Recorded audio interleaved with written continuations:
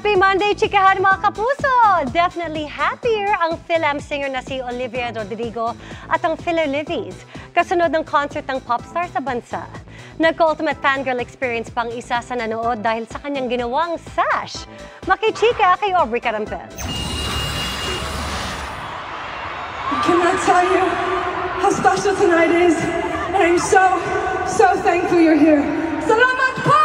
Puno ng pasasalamat ang puso ng Filipino-American pop star na si Olivia Rodrigo sa Manila Silver Star Show ng Guts World Tour sa Philippine Arena nitong Sabado.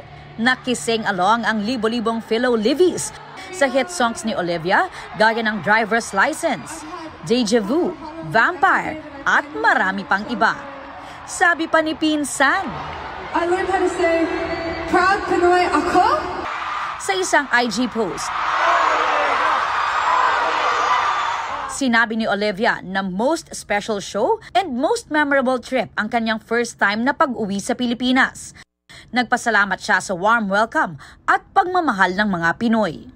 Ipinost din ng Grammy Award-winning singer ang pagbisita niya sa Japaigo, kung saan i-donate ang ticket sales ng concert sa pamamagitan ng kanyang Fund for Good. Gayon din ang Pinoy Way ng Boodle Fight. At pagbisita sa Intramuros kasama ang boyfie na si Louie Partridge. Isa sa mga nag-iwan ng comments sa post ni Olivia, si Zia Dantes, naggamit ng account ng kanyang mommy na si Kapuso primetime queen Marian Rivera. Spotted nga ang Kapuso royal couple nitong Saturday with daughter Zia na isang certified Livy. Captured pa ni mommy yan ang fangirling moment ni Zia ng kawayan at mag-hi sa kanya si Olivia mula sa stage. Present din sina Cassie Legaspi at Niana Guerrero. Kung special kay Olivia ang concert, ito naman ang most unforgettable night ng Pinoy Livy. Ang ginawa niya kasing sash na may nakasulat na Miss So Filipina, kinuha at isinuot pa ni Olivia on stage.